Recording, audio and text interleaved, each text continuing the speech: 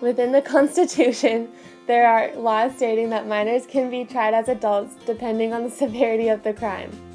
Following that law, if the child is being tried as an adult for a crime committed at an extreme measure, that child could qualify for the death penalty.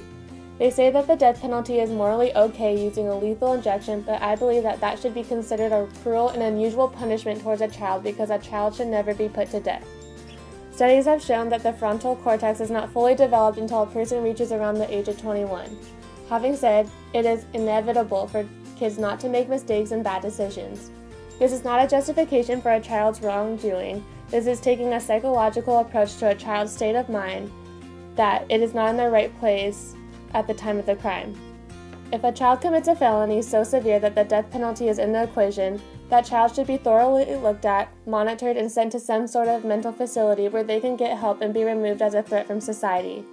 Although some kids' crimes may seem dark, wrongful, and with full and complete intent, they shouldn't be prosecuted to the point of the death penalty. Since January 1st, 1973, there have been a total of 22 juveniles executed. The last executed juvenile was Scott Allen Hayne. Hayne was executed in 2003 at the age of 17 for double murder kidnapping.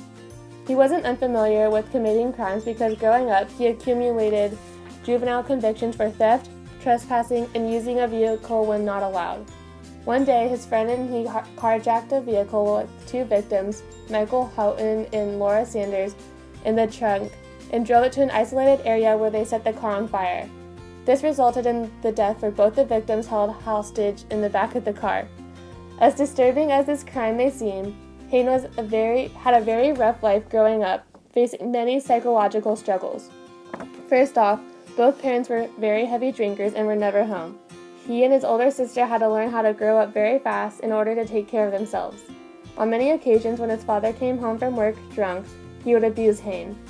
With all the struggles growing up, he was held back in the first grade. A few years later, Alan and his sister were sexually abused by a 16-year-old babysitter. That same year, Alan once again was held back in the 5th grade. When Alan was about 9 or 10 years old, his father introduced him to marijuana.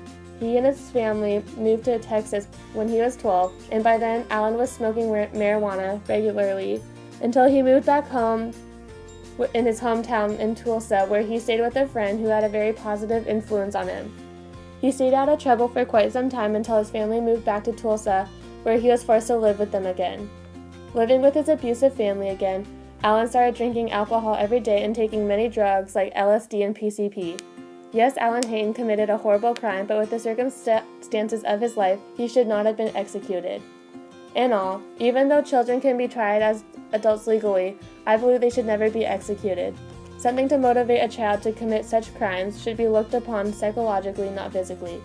A child, of course, should be punished for cruel actions, but not to the extent of killing them.